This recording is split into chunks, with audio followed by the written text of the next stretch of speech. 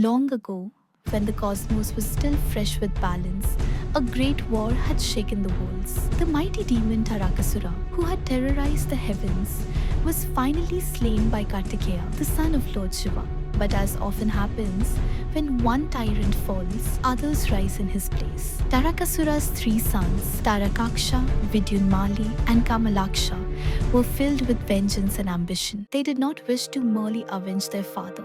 They sought to establish a dominion greater than the Devas themselves. With burning determination, they turned to severe penance, meditating with such intensity that even the gods grew uneasy. For thousands of years, they invoked Lord Brahma, their austerities so fierce that the universe itself seemed to pause, and Brahma, bound by his eternal role as the granter of boons, appeared before them. The three brothers bowed low and asked for something that would change the course of time. Grant us three impregnable cities, O Lord, indestructible to gods or demons. Let them float across the heavens, the skies, and the earth. Only when all three align once in 1,000 years may they be destroyed, and that too with a single arrow. Brahma, though aware of the consequences, was tied to his promise and blessed them. And so, under the guidance of the great architect Maya, the impossible was built. A golden city gleamed high in the heavens, a silver city drifted majestically across the skies, and an iron city loomed darkly upon the earth.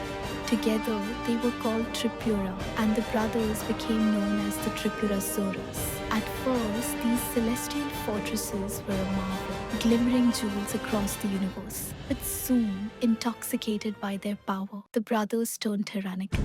They expanded their rule, conquering the realms of the gods, disrupting yajnas of sages, and spreading terror wherever they went. The Devas were defeated, driven into hiding, their strength no match for the boon-protected Tripurasuras.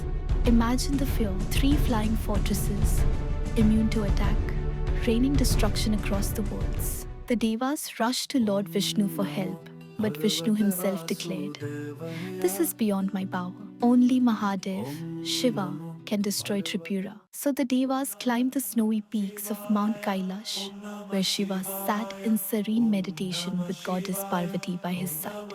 They fell at his feet, pleading, "O Lord of the universe, savior of Dharma, without you, the balance will collapse. Only you can end the terror of Tripura." Shiva listened calmly.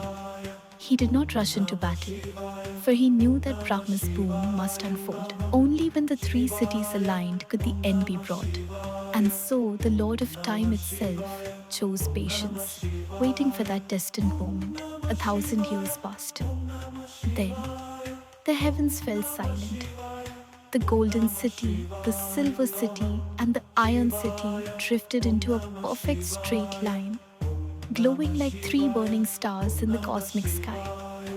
The moment of destiny had arrived. The Devas prepared for the greatest battle in mythological history, crafting a divine chariot for Shiva. This was no ordinary chariot. The earth itself became its base.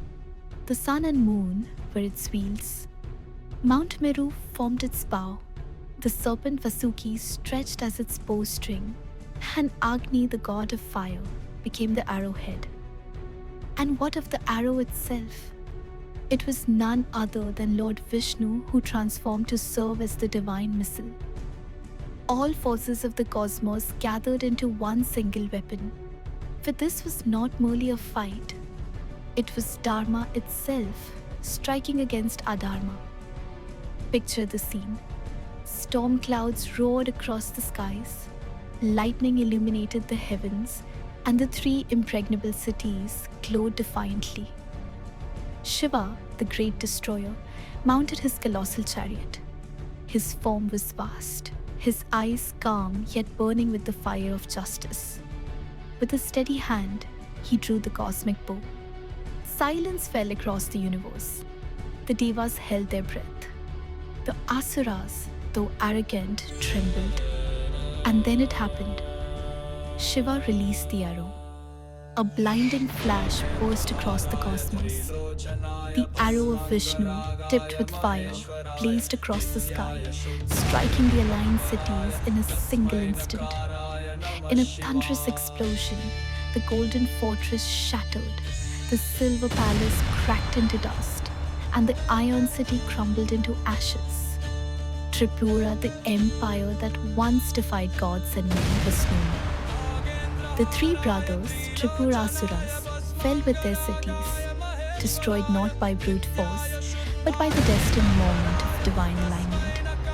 From that day, Shiva earned the name Tripurari, the destroyer of Tripura. The Devas rejoiced, showering flowers from the heavens, singing praises of Mahadev.